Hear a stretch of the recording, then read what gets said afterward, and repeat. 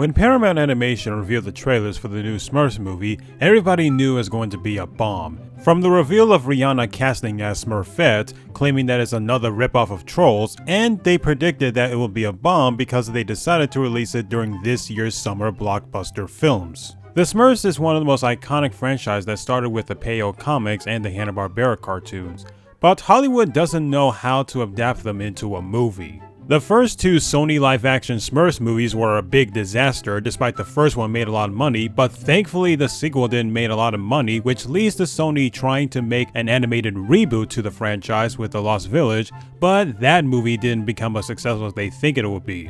But now it's Paramount's turn to bring the Smurfs back onto the big screen after several years. Which, fun fact, this isn't the first time where Paramount wants to do something with the Smurfs. Back in the 2000s, Paramount was planning to do a Smurfs animated film until Sony bought the rights to it and made it its own Alvin and the Chipmunks knockoff.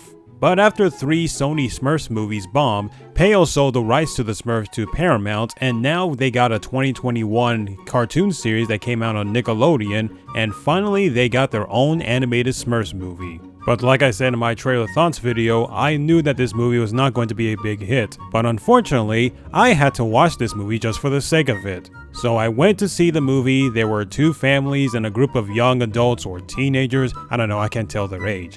And man, not only does the Smurfs 2025 film sucks as you can imagine, but I have never seen a kids movie that's this poorly made in a very long time. I guess I should put a spoiler warning, but it's the freaking Smurfs, so why bother avoiding it?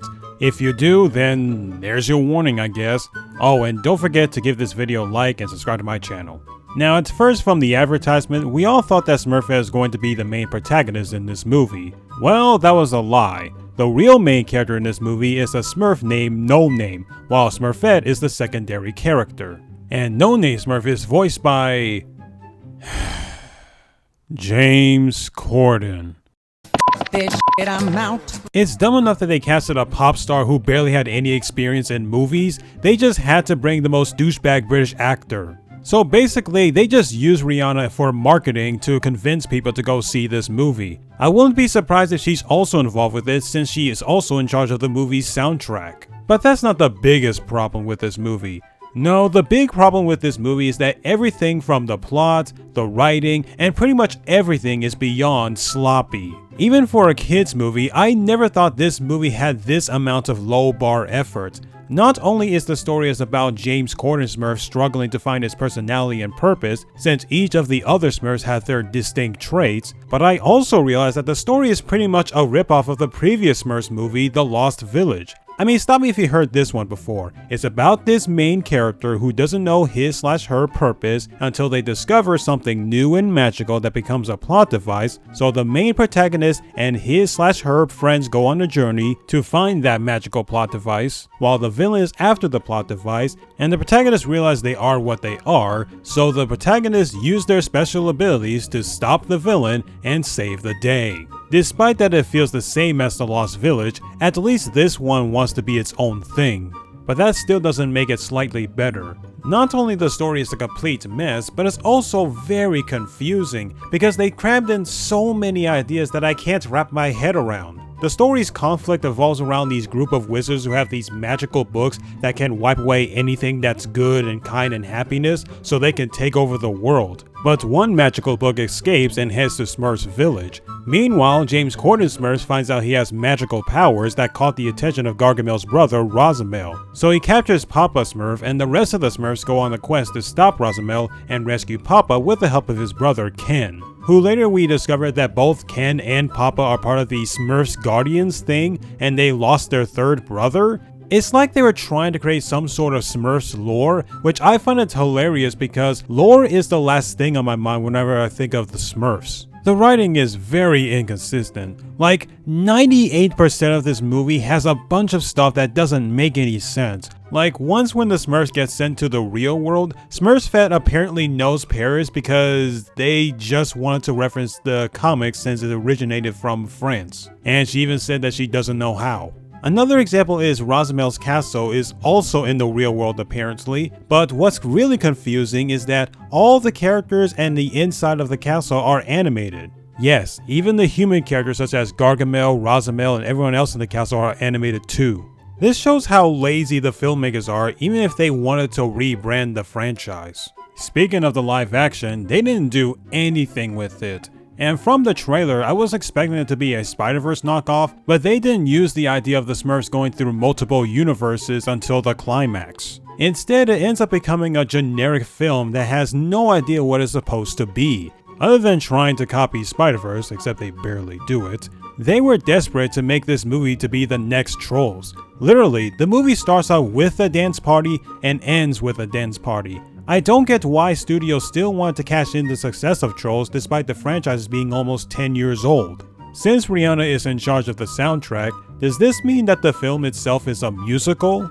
Technically, yes, but the movie just straight up forget that it's supposed to be a musical in the first place. When James Corden sings the first song after the opening dance party, but then 20 minutes later, Smurfette sings another song. Like, I don't get it. Is this supposed to be a musical or not? And the rest of the songs from the soundtrack are just part of the background music when a certain event happens. And my god, the comedy in this movie is so unfunny. Much like the story, most of the jokes makes no sense, and not to mention that they still use the same gags that you expected from the Smurfs. From the way they spoke their vocabulary and their specific personalities.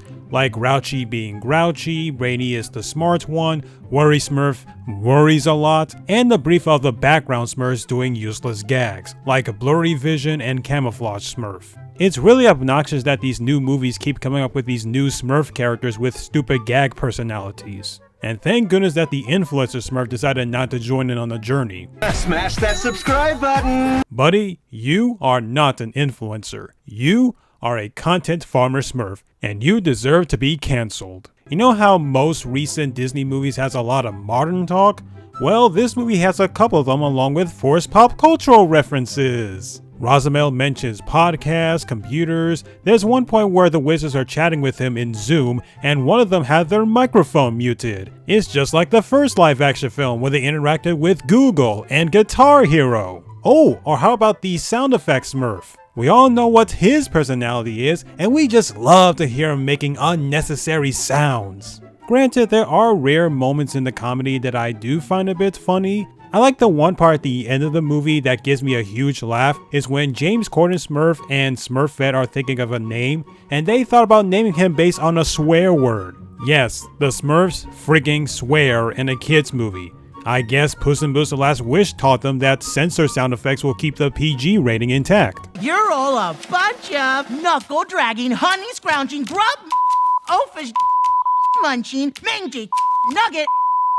The characters are not good in the slightest. The only character they mainly focus on is James Corden Smurf, Smurfette, Ron, Papa, and Rosamel. The rest of the characters like the familiar Smurfs such as Brainy, Hefty, and Grouchy, they don't get to do anything other than reminding us of who they are. And I can't believe I'm saying something positive about these films, but at least the other films, they find a way to give those Smurfs something to do other than telling terrible jokes. But here, they're just cardboard cutouts. The same thing goes with Gargamel. For being the older brother to Rosamel, you'd think that he'll be a mild threat, but no, he barely did anything other than helping out the Smurfs in the climax. As for the main leads, if you could ignore the fact that James Corden is in the movie, his character is the most blandest main protagonist I've ever seen. He has the same role as Smurfette did in The Lost Village, where he goes through the same old identity search arc, where he doesn't know what his purpose is in the village until he discovered that he can do magic, but he barely uses it.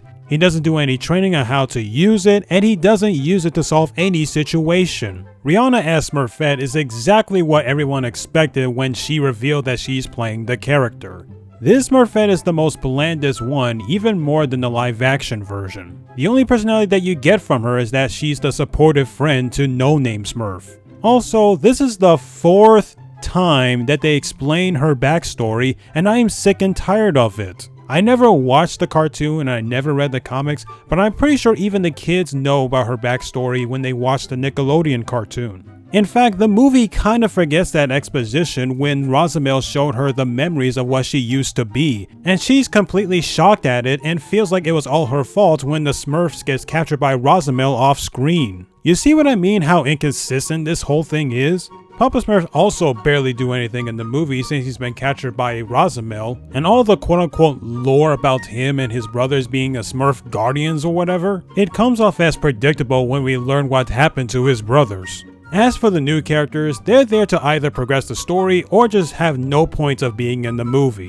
Ken is one of Papa Smurf's brother, who is just the mild, snarky, edgy version of Papa. The Snooterpoots are a bunch of little hairball gremlins that only exist to sell toys. And then you got the main villain, Rosamel, Gargamel's little brother. Honestly, he is the most useless character to exist because he's just Gargamel but quote-unquote more smarter with a forgettable sidekick. While Gargamel is being pushed aside and being super petty because Rosamel doesn't love him as a brother. So the question is, why wouldn't you let Gargamel be the main villain? He's always been the Smurfs' arch enemy and nobody else. If you cut Rosamel along with the side Smurf characters out of the movie and have Rosamel be the main villain, then it wouldn't make a difference. I also wanted to point out that the voice acting in this movie is pretty bad. While John Goodman is the only actor who did a decent job, the rest of the cast sounds like they only signed on this movie other than nothing but a quick paycheck. Oh, and did I mention that Marshmello is in the movie? You know, one of the most famous DJ artists? He only plays as this turtle who has no purpose of being in the movie. Seriously, he only has like 4 lines and he doesn't join in the journey with the rest of the Smurfs. So what's the point of having this character around? While James Corden is not as annoying as I thought he would be when it comes to his performance, Rihanna... Look, I'm sure that she is a nice person and she's a well-talented artist, and although I never listen to her music because as a person who have autism, I have my own taste in music. But much like her performance as Tip in DreamWorks Home, she definitely cannot act. And I bet that many of you forgot that she was in that movie along with Sheldon from Big Bang Theory. Can I come into the out now? No. But I can.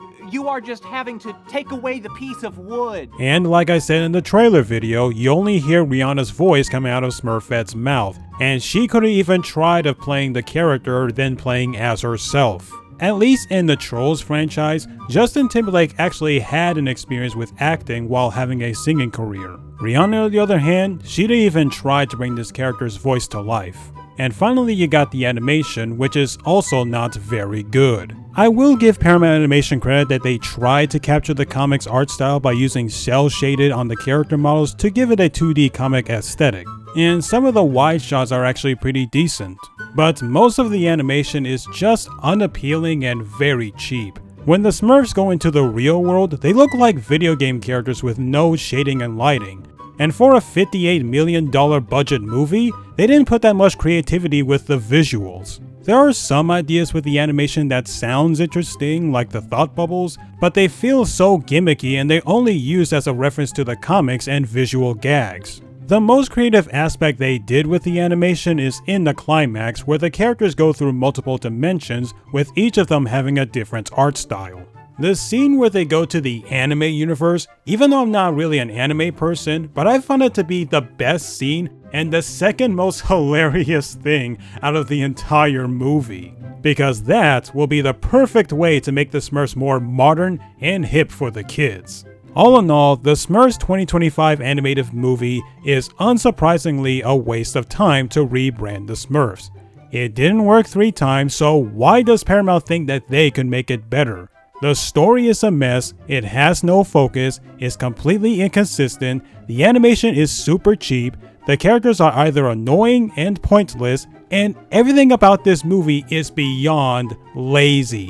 I have never seen an animated film that's this messy since Frozen 2. At least with that movie, if you watch the documentary about the making of the sequel, you can tell that the team at Disney Animation tried their best to give us more with Frozen. But when it came out, it ends up becoming an underwhelming follow-up, and it's one of those movies that feels like a first draft. Like I said in the beginning, I never thought a kids movie like this would end up being this poorly made, probably since Tom and Jerry and the Chocolate Factory back in 2017. But the Smurfs 2025 find a way to do it, and it's easily the worst animated film of 2025 and maybe the worst of the 2020 decade so far. I really don't recommend you to watch this movie even if you do grow up with the Smurfs. Rather, it would be the Hanna-Barbera cartoon or the original Peyo comics. I personally rather stick with Smurfs The Lost Village, As mediocre as that movie is, at least Sony learned their lessons from the live action garbage of a duology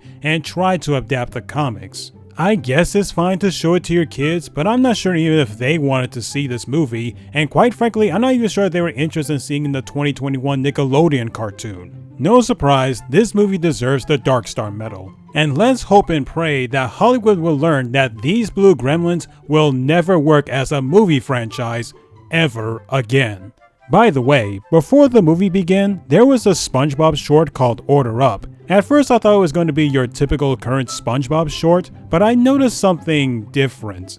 The art style looked like it came from the early to mid 2010s era of the show, and when watching the credits, it said it was copyrighted in 2015. After a quick look up on YouTube, I found out that this was a lost short that Nickelodeon discovered and then put it in theaters. The short itself is simple, but it's also pretty amusing, and trust me, you'll find it to be a much better experience than the actual movie. So if you guys have seen the Smurfs 2025, do you agree that it's bad as you expected? Then tell me your thoughts in the comments, and don't forget to give this video a like if you enjoyed this review. And if you guys want to hear more of my opinions on animated films, then go ahead and subscribe to my channel. Not only I review animated movies, but I also do a bit of gaming content and other videos such as reacting to one of my favorite YouTubers, SMG4.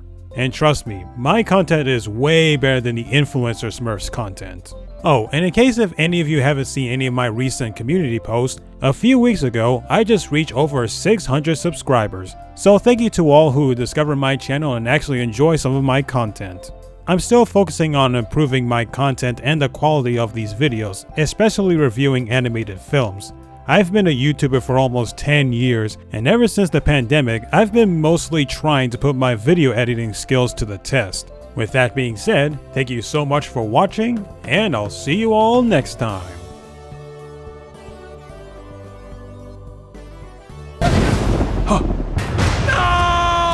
I think I just smurfed my pants.